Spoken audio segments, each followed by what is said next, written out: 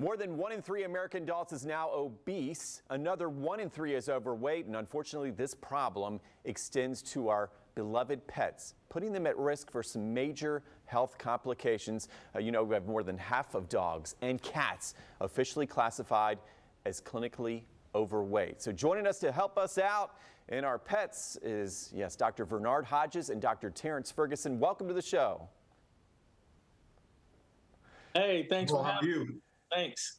Good to see you. And I tell you, here in the Jayville, I was telling you, we love our pets. You said you'd give us some help. We got this. So Dr. Hodges, we'll start with you. What are some concerning trends you are seeing in pet health? So pet obesity is really becoming a big thing.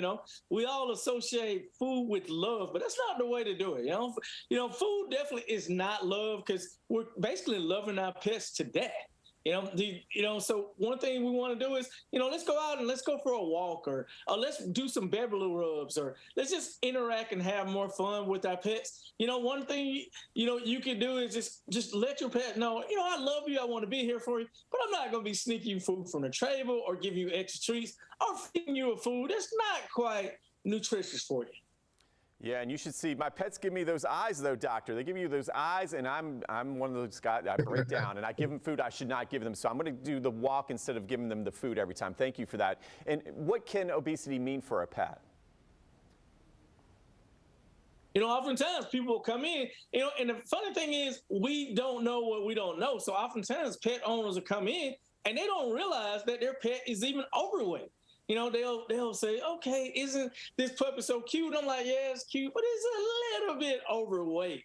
So, and you kind of want to convey that really in a sweet message. And that's the beautiful thing about Heels Campaign. And Dr. Ferguson is going to tell you about, the tests we can do to kind of see if they're a little bit not where we want them to be, but even a little bit of weight gain can lead to things like hypertension, diabetes, osteoarthritis, where your pet is not actively moving. So we want to make sure that we control the amount of food we feed, as well as make sure we give them a nutritious, balanced diet.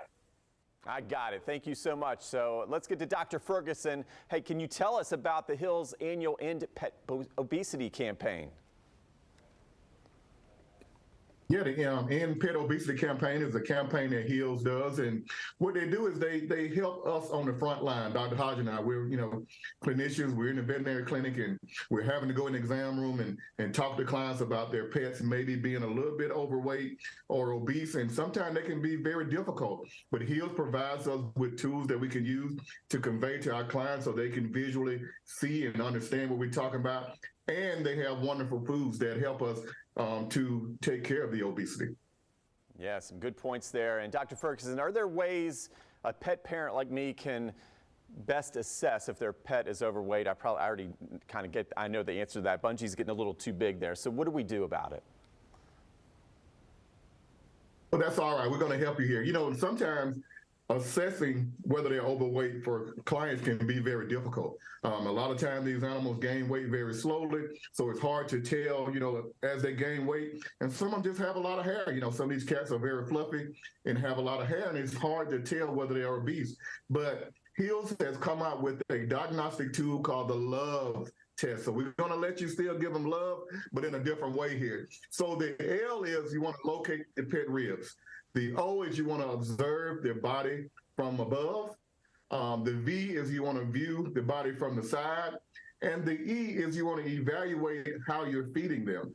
And once you get all these diagnostic tools, get with your veterinarian, and you can make sure that these babies get on an appropriate diet. And Hills offers a variety of weight management diets and products that will help your baby either stay and maintain a good weight, or if they're obese, to lose weight.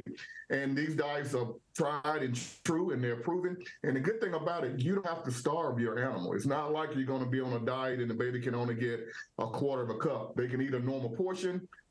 It tastes good, and everybody's going to be happy and satisfied.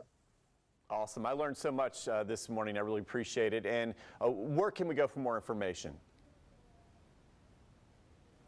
So you can go to endpetobesity.com, and you can learn a whole lot about the love test. And speaking of love tests, I know that people at Jayville are going to be celebrating the month of love in February, and everybody's going to be wanting to get treats and candies and all this. But let's definitely keep those away from our pets. and go to endpetobesity.com, and make sure you learn exactly how to feed your pet nutrition.